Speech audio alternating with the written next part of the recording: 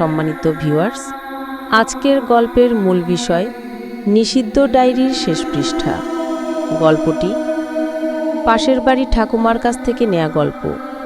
গল্পটি যদি ভালো লাগে মিস্টার হরর নাইট চ্যানেলটি সাবস্ক্রাইব করে রাখবেন, পাশে থাকা বেল আইকন বাজিয়ে দিবেন। পরবর্তী ভিডিও সবার আগে আপনার কাছে পৌঁছে যাবে। লাইক, কমেন্ট, শেয়ার করে অন্যকে দেখার সুযোগ করে দিবেন। আমার নাম ভূমি, থাকি কলকাতার টালিগঞ্জে। একটা মিডিয়া হাউসে কাজ করি। চাকরিটা যেমন চাপের, তেমনি শহরের জীবনটাও ক্লান্তিকর। সকাল থেকে রাত পর্যন্ত স্ক্রিনের আলো, ট্রাফিক, অফিসের রাজনীতি সব মিলিয়ে আমি প্রায় ভুলেই গিয়েছিলাম যে আমারও একটা শিকড় আছে, একটা গ্রাম আছে যেখানে এখনো মাটির গন্ধে ভেসে থাকে আমার শৈশব। সব কিছু বদলে গেল এক বিকেলে। মা ফোন করে জানালেন, ভূমি, তোর দাদি খুব অসুস্থ, একবার গ্রামের বাড়ি এসে যা। আমি চুপ করে রইলাম কিছুক্ষণ। গ্রামের নাম কাঞ্চনপুর, নদিয়া জেলার একদম ভেতরের দিকের গ্রাম, নদীর ধারে। সেখানে আমাদের পৈতৃক বাড়িটা এখনো আছে, বড় দোতলা, মসজিদ ঘেঁষা পুকুর পাড়ের বাড়ি। আমি শেষবার গিয়েছিলাম প্রায় 15 বছর আগে। তখন আমি স্কুলে পড়ি, আর তখনও দাদার কথা প্রায়ই শুনতাম। আমার বাবার বড় ভাই অরূপ দা, দাদা মারা গিয়েছিলেন 20 বছর আগে। সবাই বলে দুর্ঘটনা, কিন্তু গ্রামের মানুষজন ফিসফিস করে বলে সেটা অভিশাপ ছিল। ট্রেনে বসে জানলার বাইরে তাকিয়েছিলাম। ধানের ক্ষেত, কুয়াশায় ঢাকা পুকুর, আর এক অদ্ভুত নিস্তব্ধতা। মনে হচ্ছিল এই যাত্রাটা সাধারণ নয়, কোথাও যেন কিছু অপেক্ষা করছে আমার জন্য। গ্রামে পৌঁছেই বুঝে গেলাম বাড়িটার গন্ধ পাল্টে গেছে। পুরনো কাঠ, ধুলো, ভেজা মাটির সঙ্গে মিশে আছে কিছু একটার অদ্ভুত গন্ধ, একটা ঠান্ডা গন্ধ। দাদি বিছানায় শুয়েছিলেন, দেখে মনে হচ্ছিল শরীরটা শুধু বেঁচে আছে, চোখ দুটো কোথাও অনেক দূরে তাকিয়ে আছে। আমি পাশে বসে হাত ধরলাম। দাদি, আমি এলাম। তিনি ধীরে বললেন, ভূমি, তোকে কিছু দিতে হবে। তারপর বালিশের নিচ থেকে একটা পুরনো চামড়ার মলাটে বাঁধা খাতা বের করলেন। খাতার ওপরে মলিন হাতের লেখা, অরূপ, 2003। আমি অবাক হয়ে জিজ্ঞেস করলাম, দাদার ডায়েরি? দাদি মাথা নাড়লেন। তার গলাটা শুকনো, কিন্তু কথাগুলো ভারী। ওটা শেষ পর্যন্ত পড়বি না রে বা, শেষ পৃষ্ঠা অবধি যাস না। তারপর চোখ বন্ধ করে নিঃশব্দে ঘুমিয়ে পড়লেন। সেদিন রাতে আমি ঘুমোতে পারিনি। ডায়েরিটা নিয়ে বারান্দায় বসেছিলাম।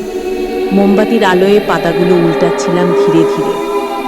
প্রথম দিকে দাদার লেখা সুন্দর পরিষ্কার, গ্রামের গল্প, বৃষ্টি, পুকুরের মাছ ধরা, খুব সাধারণ, স্বাভাবিক। কিন্তু মাঝখান থেকে লেখা বদলে গেল। অক্ষরগুলো কাঁপা, লাইনগুলো কাটা, কিছু অংশে শব্দ জড়িয়ে গেছে, যেন ভয়ে কাঁপতে কাঁপতে লেখা। আজ রাতেও ওটা উঠেছিল, জানলার পাশে দাঁড়িয়েছিল, বলেছিল, শেষ করিস না, শেষ করিস না। আমার গলা শুকিয়ে গেল। ওটা মানে কে? আমি পাতাটা উল্টালাম। সেখানে এক ফোঁটা বাদামি দাগ, শুকনো রক্তের মতো। হঠাৎ ঘরের ভেতর কোথাও একটা ঠকঠক শব্দ। কেউ হাঁটছে, ধীরে, খুব ধীরে। আমি চেয়ার ছেড়ে উঠে দাঁড়ালাম। কে? কোনো উত্তর নেই, শুধু বাতাসে পর্দা নড়ছে। জানলার ফাঁক দিয়ে বাইরে তাকাতেই বুক কেঁপে উঠল। পুকুর পাড়ে কেউ দাঁড়িয়ে আছে, সাদা ধুতি, চুপচাপ, একদম নড়ছে না। আমি চোখ মেলে আবার দেখলাম, কেউ নেই, শুধু পুকুরের জল আর চাঁদের ছায়া। ফিরে এসে দেখি টেবিলের ওপর ডায়েরিটা নিজে থেকেই খোলা, শেষ পাতাটা ভাঁজ হয়ে আছে। আমি তো শেষ পৃষ্ঠা ছুঁইনি। পাতার ওপরে লেখা, যে এই পৃষ্ঠা পড়বে সে জানবে আমার শেষ রাতের সত্যিটা, কিন্তু সত্য জানলে সে বাঁচবে না। আমার বুক ধকধক করছে। ঘড়ির টিকটিক শব্দটা হঠাৎ কানে ঢুকে যাচ্ছিল তীব্রভাবে। ডায়েরিটা বন্ধ করতে গিয়ে দেখলাম শেষ পাতার ভাঁজে একটা শুকনো ফুলের পাপড়ি আটকে আছে, রক্তে ভেজা, কালচে হয়ে গেছে। ঠিক তখনই ঘরের বাইরে থেকে শোনা গেল দাদির কাপা কণ্ঠ, ভূমি, ওই পৃষ্ঠা পড়িস না রে, ওটা অভিশপ্ত। আমি দরজার দিকে তাকিয়ে গেলাম। দাদি দাঁড়িয়ে আছেন, কিন্তু তার চোখ ললচে, মুখে এক অচেনা হাসি। একটা ঠান্ডা বাতাস বইল, আর আমি প্রথমবার বুঝলাম আমার গ্রামে, আমার ঘরে আমি একা নই। রাতটা প্রায় কেটে গিয়েছিল। ভয়ে আর অস্থিরতায়। ভোরের আলো পড়তেই আমি ডায়েরিটা আবার খোলার সাহস পেলাম না। জানলার বাইরে সূর্য উঠছিল, কিন্তু ঘরের ভেতরটা যেন এখনও কালচে ঠান্ডা। দাদি তখনও ঘুমোচ্ছেন। আমি ভাবলাম সকালে একটু হাঁটতে বেরোবো, হয়তো মাথাটা পরিষ্কার হবে। গ্রামের রাস্তা দিয়ে হাঁটতে হাঁটতে দেখি মানুষজন আমাকে কৌতূহল নিয়ে দেখছে। অনেকেই ফিসফিস করছে, ওই যে অরূপদার ভাইজি কলকাতা থেকে এসেছে। কেউ আবার চুপচাপ মাথা নামিয়ে নিল। তাদের চোখে অদ্ভুত এক আশঙ্কা। পুকুরের ধারে গেলাম, সেখানেই নাকি দাদার দেহ পাওয়া গিয়েছিল। পুরনো কদম গাছটার নিচে এখনও একটা ছোট পাথরের ফলক, তাতে নাম লেখা, অরূপ সেন, 1978 থেকে 2003। ফলকের নিচে ভেজা মাটি, চারপাশে শাওলা। আমি হাত বাড়িয়ে ছুঁয়ে দিলাম, ঠান্ডা। কিন্তু কেন যেন মনে হচ্ছিল ওখানে একটা হালকা স্পন্দন আছে, যেন ভিতর থেকে কেউ নিঃশব্দে শ্বাস নিচ্ছে। দুপুরে বাড়ি ফিরে দেখি দাদি জেগে আছেন। আমাকে দেখে চুপ করে তাকিয়ে থাকলেন। আমি জিজ্ঞেস করলাম, দাদি, দাদার মৃত্যুর পর কেউ আর এই ডায়েরিটা পড়েছিল? তিনি মাথা নাড়লেন, না রে, আমি নিজেও খুলিনি। ওটা যেদিন শেষ লিখেছিল সেদিন রাতেই। তিনি থেমে গেলেন। আমি একটু এগিয়ে গিয়ে বললাম, সেদিন কি হয়েছিল? দাদি দীর্ঘ নিঃশ্বাস ফেলে বললেন, সেদিন পুকুরের জল লাল হয়ে গিয়েছিল রে ভূমি। কেউ জানে না কেন। অরূপ সারা রাত জানলার পাশে বসেছিল। ভোরে গিয়ে দেখি ডায়েরির পাশে ওর শরীরটা নিথর। তার চোখে জল এসে গেল। আমি আর কিছু বললাম না। রাত নামতেই বাতাসটা ভারী হয়ে উঠল। বাড়িটার চারপাশে একটা অদ্ভুত গন্ধ ঘুরছিল, যেন ভেজা মাটির সঙ্গে মিশে আছে কিছু পুরনো স্মৃতি আর দুঃস্বপ্ন। আমি ডায়েরিটা আবার খুললাম। পাতাগুলোর শব্দ যেন ফিসফিস করছে। আজ আমি সিদ্ধান্ত নিয়েছিলাম শেষ পাতার আগে পর্যন্ত পড়ব। 17 সেপ্টেম্বর 2003। আজ রাতেও আমি ওর ছায়া দেখেছি। ও আমার ঘরের জানলায় দাঁড়িয়েছিল। ওর মুখ দেখা যায় না, শুধু চোখ দুটো, যেন অন্ধকার জ্বলছে। আমি চেঁচিয়ে বলেছিলাম, কেউ? কিন্তু উত্তর এলো, আমি তোর শেষ লেখা চাই, শেষ পৃষ্ঠা। আমার শরীর কাঁপতে লাগলো। দাদা কার সঙ্গে কথা বলছিলেন? ডায়েরির ভেতর যেন একটা ছায়া লেগে আছে, অদ্ভুত অন্ধকার। আমি পাতাটা উল্টালাম। পরের পৃষ্ঠায় কালি ছড়িয়ে আছে, তবু একটা লাইন স্পষ্ট পড়া যাচ্ছিল, ভূমি। যদি কেউ এই লেখা পড়ে, জানবি আমি ওকে থামাতে পারিনি। আমি চমকে উঠলাম। আমার নাম! আমার জন্ম তো 2001 সালে। আমি তখন 2 বছরের বাচ্চা। তবু দাদা কেমন করে আমার নাম লিখলেন ওখানে? ঘরের বাতাস ভারী হয়ে গেল। চোখের কোণায় দেখলাম মোমবাতির আলো কাঁপছে। হঠাৎ খাটের নিচে কিছু একটা নড়ে উঠল। আমি নিচু হয়ে তাকালাম। কালো ছায়ার মতো কিছু একটা সরে গেল আস্তে আস্তে, যেন মেঝের নিচ দিয়ে চলে গেল বারান্দার দিকে। আমি ডায়েরিটা বুকের কাছে টেনে নিলাম। মনে হচ্ছিল কেউ পেছন থেকে নিঃশব্দে তাকিয়ে আছে। পিঠে ঠান্ডা শ্বাসের মতো কিছু একটা লাগছিল। ধীরে ঘুরে দেখি দাদির ঘরের দরজা অল্প খোলা। ভেতর থেকে একটা আলো বেরোচ্ছে, কিন্তু দাদি তো ঘুমোচ্ছেন। আমি এগিয়ে গেলাম। দরজার ফাঁক দিয়ে দেখি দাদি বসে আছেন বিছানায়, কিন্তু তার সামনে কেউ দাঁড়িয়ে আছে, লম্বা সাদা ধুতি পরা, মুখটা অন্ধকারে ঢাকা। দাদির গলায় কাঁপা কণ্ঠ, আমি ওকে থামাতে পারিনি রে, আবার ফিরে এসেছে। আমি হঠাৎ দরজাটা ঠেলে খুলে ফেললাম। ঘরে কেউ নেই, শুধু জানলা খোলা, পর্দা নড়ছে, আর মেঝেতে পড়ে আছে শুকনো পাপড়িগুলো, ডায়েরির ভেতরের মতোই লালচে দাগে ভেজা। রাতটা আর ঘুম আসেনি।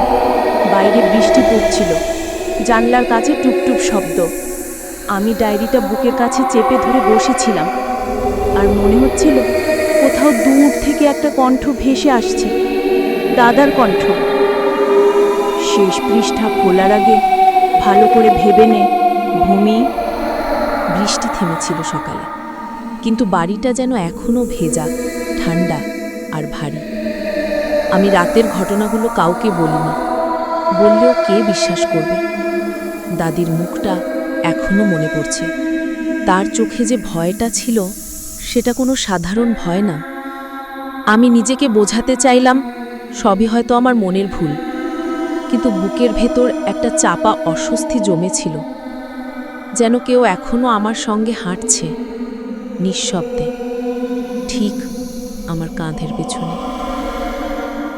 সকালবেলা রান্নাঘরে কাজ করতে করতে কাকিমা হঠাৎ বললেন, ভূমি, কাল রাতে তোর ঘরে আলো জ্বলছিল অনেকক্ষণ, তুই কি ডায়েরিটা পড়ছিলি? আমি থেমে গেলাম। হ্যাঁ, কিন্তু আপনি জানলেন কিভাবে? কাকিমা মৃদু হেসে বললেন, ওই ঘরের জানালার নিচ দিয়ে একটা ছায়া দেখা যাচ্ছিল। দোতলার ঘরে কেউ ছিল না, তবুও চলাফেরা হচ্ছিল। আমি ভেবেছিলাম তুই হয়তো হাঁটাহাঁটি করছিস। তার কথাগুলো শুনে হাত থেকে গ্লাসটা পড়ে গেল। ছায়া? আমি তো একা ছিলাম। সেদিন দুপুরে আমি ডায়েরিটা আবার খুললাম। পাতাগুলো শুকনো, তবু স্পর্শ করলেই মনে হচ্ছিল ভেজা কালি ছুঁয়ে ফেলছি। 19 সেপ্টেম্বর 2003। ওটা আজ রাতে দরজার কাছে দাঁড়িয়েছিল। আমি চোখ বন্ধ করেছিলাম, কিন্তু ওর নিঃশ্বাস শুনতে পাচ্ছিলাম। ও বলেছিল, শেষ পৃষ্ঠা লিখে দে, না হলে তোর আপনজন ওকেও নিয়ে যাব। আমি পড়ে থেমে গেলাম। আপনজন? তাহলে দাদার তখন কেউ ছিল না? তাহলে কাকে বোঝাচ্ছে সে? হঠাৎ ঘরের দরজা কক করে শব্দ করল। কেউ নেই, কিন্তু বাতাসে ঠান্ডা একটা স্রোত ঢুকে গেল। মোমবাতির আলো টলমল করে উঠল। ডায়েরির শেষের দিকের পাতাগুলো উল্টে যাচ্ছিল নিজের থেকেই। পাতাগুলো থামল ঠিক শেষের আগের পাতায়। সেখানে দাদার লেখা কাঁপা হাতের। ও বলেছে, শেষ পাতায় যা লিখব তাই হবে সত্য। আমি লিখব না, আমি থামাবো ওকে, কিন্তু যদি কেউ পড়ে পড়ে ও আবার ফিরে আসবে। আমার চোখে জল চলে এলো, বুকে একটা ঠান্ডা হাওয়া যেন ঘুরে বেড়াচ্ছে। সন্ধ্যের পর গ্রামের বিদ্যুৎ চলে গেল। ঘরটা অন্ধকার। আমি কেবল একটা মোমবাতি জ্বালালাম। জানালার বাইরে দূরে কোথাও থেকে কুকুর ডাকছে, পুকুরের জল চিকচিক করছে চাঁদের আলোয়। আমি তখনও ডায়েরিটা নিয়ে কোলে বসে আছি। হঠাৎ শুনলাম কেউ ধীরে ধীরে আমার নাম ধরে বলছে, ভূমি। আমি মাথা তুললাম। কণ্ঠটা ঠিক আমার পেছন থেকে। ধীরে ঘুরে দেখি কেউ নেই, শুধু পর্দাটা একটু নড়ছে। আমি ঠান্ডা গলায় বললাম, কে? উত্তর নেই, কিন্তু জানালার কাছে হালকা বাষ্প জমে গেল। সেই বাষ্পে কারোর আঙুল দিয়ে লেখা, শেষ পৃষ্ঠা। আমার হাত থেকে ডায়েরিটা প্রায় পড়ে যাচ্ছিল। আমি ধীরে ধীরে সেটা খুললাম। শেষ পৃষ্ঠার অর্ধেক অংশে শুকনো রক্তের দাগ। নিচে লেখা এক লাইন, ও ফিরে আসবে আমার রক্তের মধ্য দিয়ে। ঠিক তখনই বাইরে বজ্রপাত হলো। মোমবাতি নিভে গেল। অন্ধকারের ভেতর আমি অনুভব করলাম কেউ আমার চুলে হাত রাখছে। ঠান্ডা স্যাঁতস্যাঁতে একটা স্পর্শ। আমি চেঁচিয়ে উঠলাম, দাদি! দাদি দৌড়ে এলেন, কিন্তু তার চোখে ভয় নেই, বরং এক অদ্ভুত শান্তি। তিনি বললেন, আমি জানতাম তুই পড়বি। ও তোকে ডাকছিল। আমি অবাক। ও মানে কে? দাদি ধীরে ধীরে জানালার দিকে তাকিয়ে বললেন, ও এখন তোর মধ্যে আছে ভূমি। অরূপ যে কাজ শেষ করতে পারেনি, সেটা এখন তুই করবে। বাইরে হাওয়া বইছিল তীব্রভাবে। দরজাগুলো ঠক ঠক করছিল। আমি জানতাম না দাদি পাগল নাকি আমি স্বপ্ন দেখছি, কিন্তু তখনই আমি শুনলাম আমার নিজের গলায় কেউ ফিসফিস করছে, শেষ পৃষ্ঠা লিখে দে। আমার আঙ্গুল কাঁপছিল, চোখে জল। আমি ডায়েরিটা খুলে কলম ধরলাম, আর আমার অজান্তেই হাতটা নিজে থেকে চলতে শুরু করলো। কালির দাগ ছড়িয়ে পড়ছিল পৃষ্ঠায়। অক্ষরগুলো গড়ে উঠছিল নিজের মতো করে, যেন অরূপের হাতেই লেখা হচ্ছে আবার। ভোর হতেই দরজা খুলে মা আর কাকিমা চিৎকার করে উঠলেন। আমি বসে আছি টেবিলের পাশে, সামনে খোলা ডায়েরি। শেষ পৃষ্ঠায় নতুন লেখা ঝলমল করছে ভেজা কালিতে। অরূপ নয়, এখন ভূমি। দাদি নিঃশব্দে হাসলেন, আর আমি বুঝলাম আমি শুধু একটা ডায়েরি পড়িনি, আমি একটা অপূর্ণ গল্পের ভেতরে ঢুকে পড়েছি। ভোরের আলো ঢুকছিল জানালা দিয়ে, কিন্তু সেই আলোয় যেন কোনো উষ্ণতা নেই। ডায়েরিটা টেবিলের উপর খোলা, শেষ পৃষ্ঠার কালিটা এখনো ভেজা। আমি স্থির বসে আছি, হাতে কলম, চোখ ফাঁকা। মা, কাকিমা সবাই চুপ। দাদি বিছানার পাশে বসেছিলেন, নিঃশব্দে তাকিয়ে আমার দিকে। আমি বুঝতে পারছিলাম না আমি কি লিখেছি। ধীরে চোখ নামিয়ে আবার পড়লাম সেই লাইনটা। অরূপ নয়, এখন ভূমি। এটা আমার লেখা নয়। আমার হাত চলেছিল, কিন্তু শব্দগুলো আমার না। কালিটা এখনো গাঢ় লাল, রক্তের মতো গন্ধ বেরোচ্ছে। বাড়ির চারপাশে তখন নিস্তব্ধতা, পাখিরা ডাকছে না, বাতাস থেমে গেছে। দাদির গলায় হালকা কম্পন। এবার শেষ হয়ে গেছে। আমি বললাম, শেষ মানে কি? দাদি ধীরে উঠে দাঁড়ালেন। তার চোখে এখন সেই পরিচিত অচেনা দৃষ্টি, যেন এই শরীরটার ভেতরে অন্য কেউ কথা বলছে। ও ফিরে এসেছে, যেভাবে বলেছিল ঠিক সেভাবেই। তুই এখন ওর শেষ লেখাটা পূর্ণ করবি। আমার কণ্ঠ কাঁপছিল।